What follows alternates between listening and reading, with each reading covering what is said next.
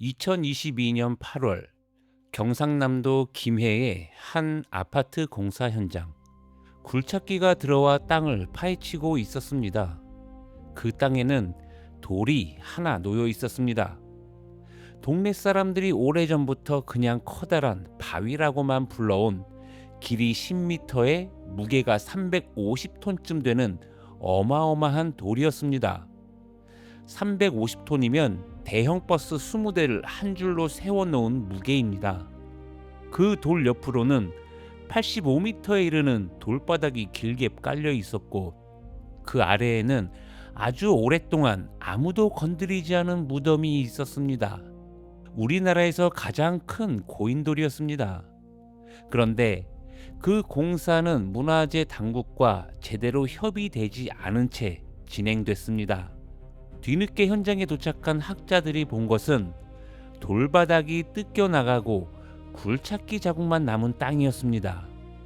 그리고 저는 이 사건에서 가장 이상한 대목이 따로 있다고 생각합니다.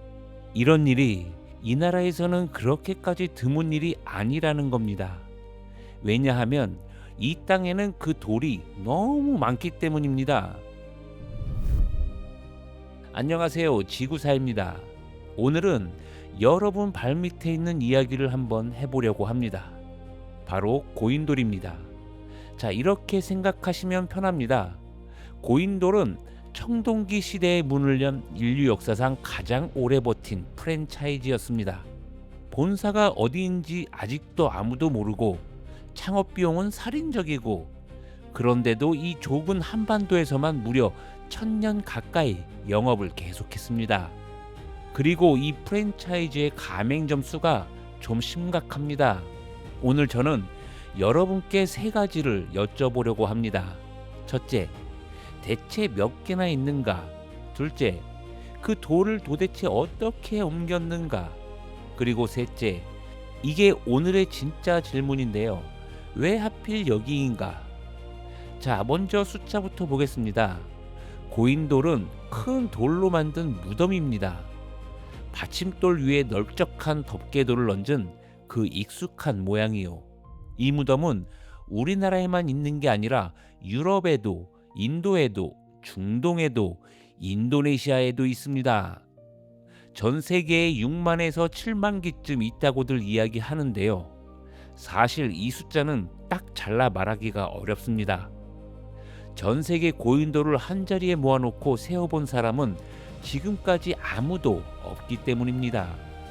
그런데 그 중에서 한반도 몫이 얼마냐? 남한과 북한을 합쳐 3만 5천 기에서 4만 기입니다. 유네스코 세계유산 등재를 전후해서 널리 알려진 표현으로 말하면 전 세계 고인돌의 약 40%입니다. 여기까지만 들으면 그냥 좀 많구나 싶으시죠? 그런데 이 숫자는 옆 나라와 나란히 놓는 순간 완전히 다르게 보입니다.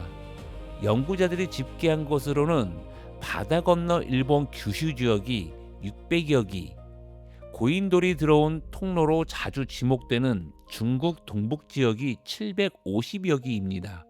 600기, 750기, 그리고 4만 기. 이게 같은 지도 위에 있는 숫자가 맞나 싶을 겁니다. 심지어 이 4만 기 중에서 절반이 넘는 2만 기 이상이 전라남도와 전북 고창, 그러니까 우리나라 남서쪽 귀퉁이 한 곳에 몰려 있었습니다. 세계에서 고인돌이 가장 빽빽한 땅이 어디냐고 물으면 답은 논쟁의 여지도 없이 전라남도입니다. 그래서 2000년 유네스코는 고창과 하순, 그리고 강화의 고인돌 유적을 세계유산으로 올렸습니다. 유네스코가 등재 이유로 적어놓은 문장이 참 인상적인데요. 이 세 곳이 한국에서 나아가 어느 나라에서보다도 가장 높은 밀도와 가장 다양한 형태의 고인돌을 품고 있다는 것이었습니다. 고창에는 좁은 골짜기 하나에 440기가 넘는 고인돌이 줄지어 서 있고, 화순에는 560기가, 강화에는 100기가 넘는 고인돌이 남아 있습니다. 골짜기 하나에 440기. 여러분, 이건 무덤이 하나 있는 게 아니라 무덤으로 이루어진 마을이 하나 있는 겁니다. 그런데 말이죠.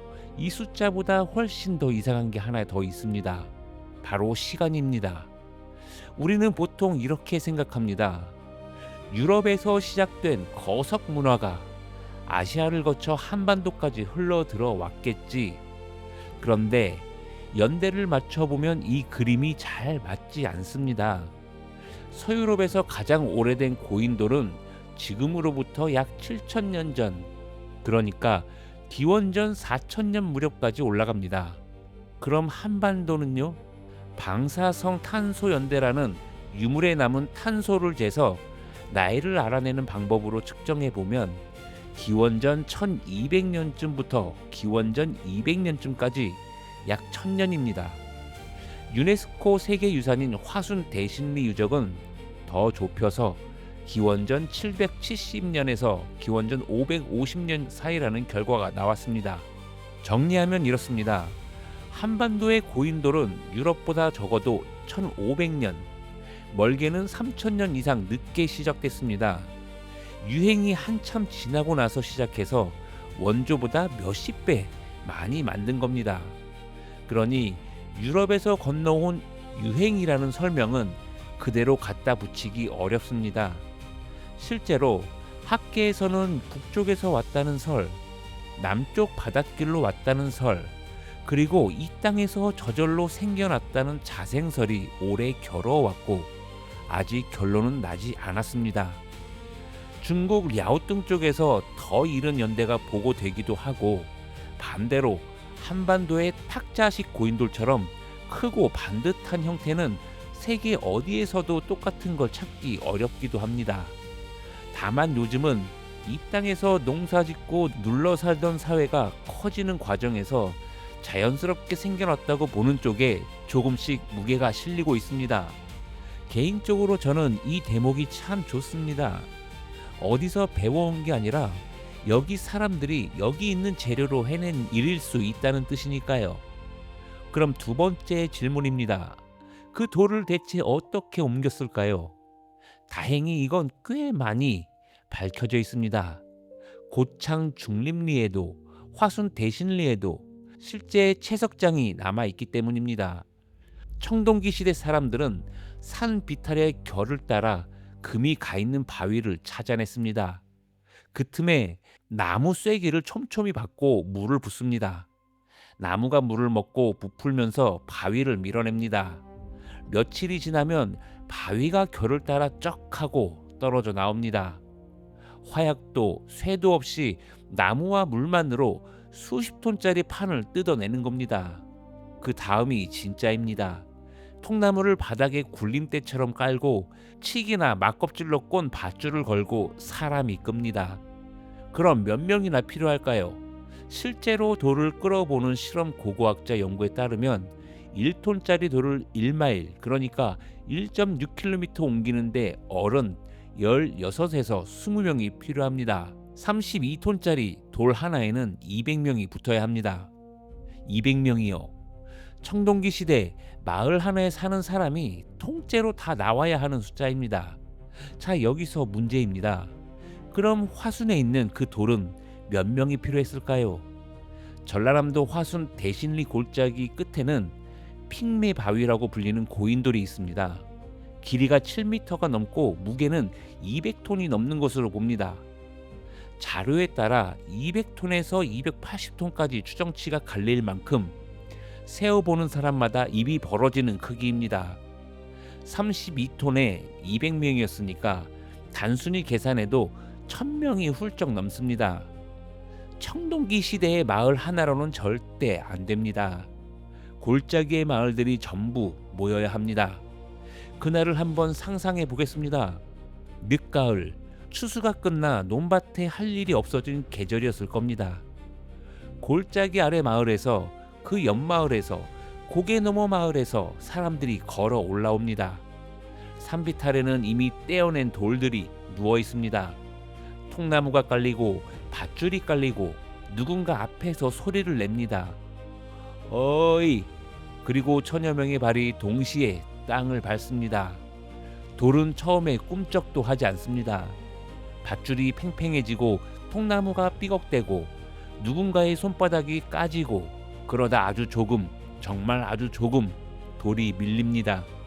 하루에 몇십 미터, 어쩌면 며칠에 걸쳐 그렇게 200톤이 골짜기를 건너갔습니다.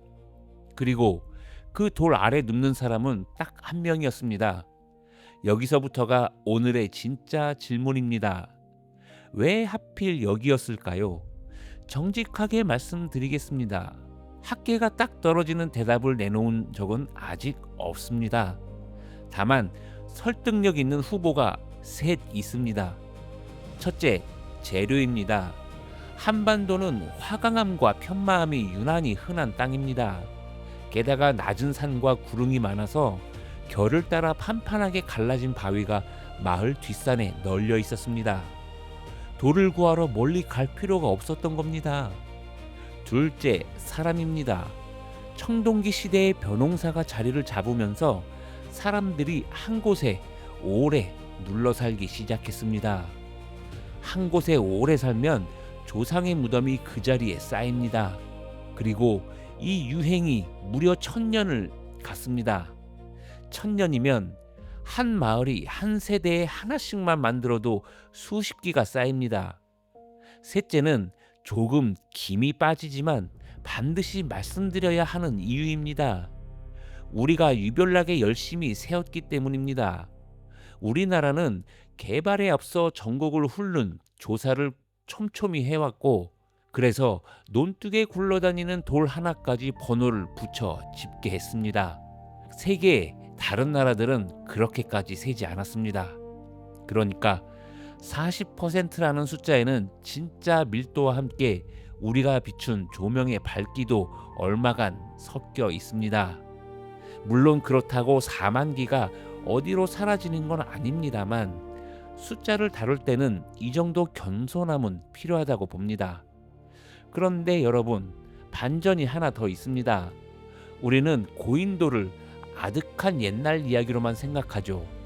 그런데 인도네시아 순바 섬에 가면 사람들은 지금도 고인돌을 만듭니다. 지금도요. 해마다 100기 정도가 새로 세워지고 와인야프라는 마을 하나에만 1400기가 서 있습니다.